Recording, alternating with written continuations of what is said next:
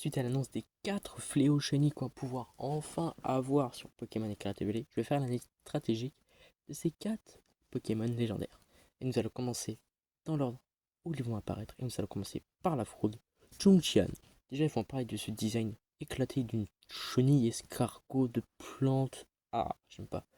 Même stratégiquement parlant, c'est pire quoi. Déjà, son double type, plante ténèbres. C'est nul. C'est 7 faiblesses x2 et une faiblesse x4 pour seulement 6 résistances. C'est horrible, c'est un des pires double types qui existent sur Pokémon.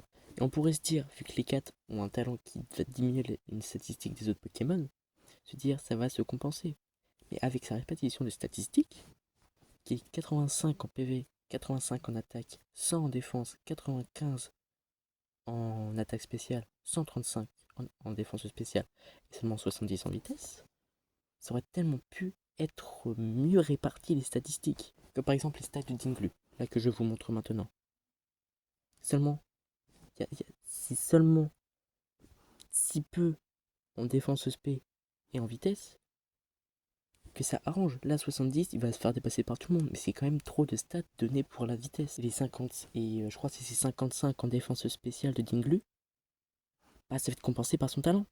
Ça va être compensé par le talent, alors que là, son 100 en défense, on s'en fout.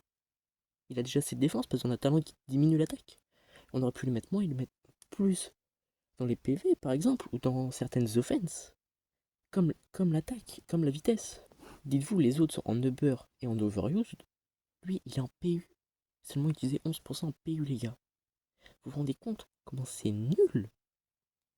Même son talent bois du fléau. Bois du fléau, mais qu'est-ce qu'on s'en fout? Je l'ai déjà expliqué, mais il a déjà 100 en défense, donc ça ne sert absolument à rien. Et on peut se dire qu'il va être quand même intéressant, son move pool. Ça ne l'est toujours pas, les gars. Son move pool est catastrophique, j'ai l'impression. Dites-vous, pour qu'il se fasse jouer en underused, j'allais regarder les sets là, je vous les montre pas. Mais c'est à base de clonage Vampipoint, Vampigraine et Repos et épée marron, les gars. C'est nul. C'est vraiment un Pokémon de merde qui t'a envie de jouer plus haut, que tu peux seulement jouer comme ça, quoi. Contrairement au 4, c'est vraiment le pire des fléaux. Je sais pas ce qu'on va pouvoir faire de ce Pokémon, mais sa distribution en shiny est catastrophique.